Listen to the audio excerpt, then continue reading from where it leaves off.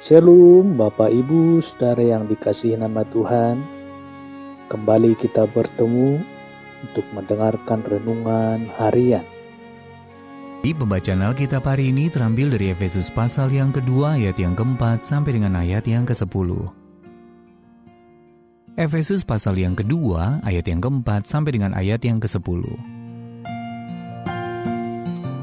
Tetapi Allah yang kaya dengan rahmat, oleh karena kasih-Nya yang besar yang dilimpahkannya kepada kita, telah menghidupkan kita bersama-sama dengan Kristus. Sekalipun kita telah mati oleh kesalahan-kesalahan kita, oleh kasih karunia kamu diselamatkan. Dan di dalam Kristus Yesus, Ia telah membangkitkan kita juga, dan memberikan tempat bersama-sama dengan Dia di sorga. Supaya pada masa yang akan datang, Ia menunjukkan kepada kita kekayaan kasih karunia-Nya yang melimpah-limpah, sesuai dengan kebaikan-Nya terhadap kita dalam Kristus Yesus. Sebab karena kasih karunia kamu diselamatkan oleh iman. Itu bukan hasil usahamu, tetapi pemberian Allah. Itu bukan hasil pekerjaanmu. Jangan ada orang yang memegahkan diri.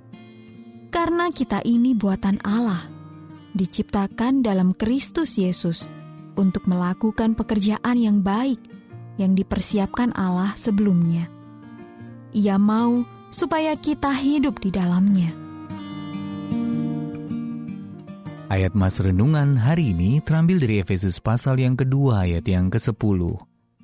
Kita ini buatan Allah, diciptakan dalam Kristus Yesus untuk melakukan pekerjaan baik yang dipersiapkan Allah sebelumnya. Judul renungan kali ini, Kecil Tetapi Perkasa, ditulis oleh Monica LaRose.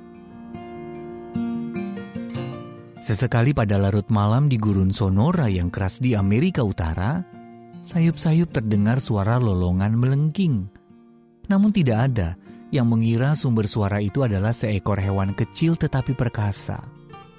Tikus belalang yang melolong nyaring untuk menandai wilayah kekuasaannya. Hewan pengerat unik ini adalah pemakan daging.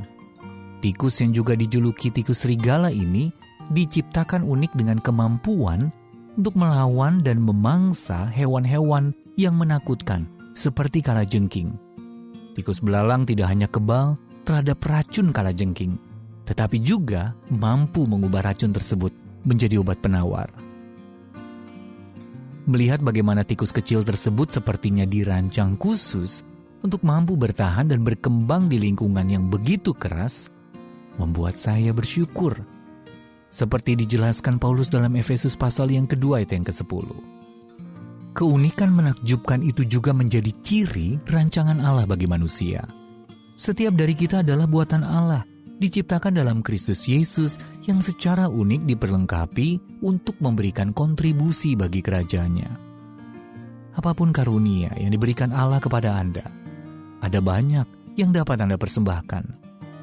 Ketika menerima dengan penuh percaya diri kepercayaan Anda seperti yang diciptakan oleh Allah, Anda dapat menjadi saksi hidup tentang pengharapan dan sukacita hidup di dalam Dia. Jadi ketika Anda menghadapi hal-hal yang paling menakutkan, jangan berkecil hati. Anda mungkin merasa kecil, tetapi oleh kasih karunia dan kuasa Roh Kudus, Allah dapat memakai hidup Anda untuk melakukan perkara-perkara yang besar. Sulit atau mudahkah melihat diri Anda sendiri sebagai buatan Allah yang menakjubkan? Mengapa? Bagaimana kebenaran ini membangkitkan kembali kepercayaan diri dan keberanian Anda? Ya Allah, terima kasih karena Engkau telah merancang aku sedemikian menakjubkan sehingga hidupku memiliki tujuan dan penuh sukacita.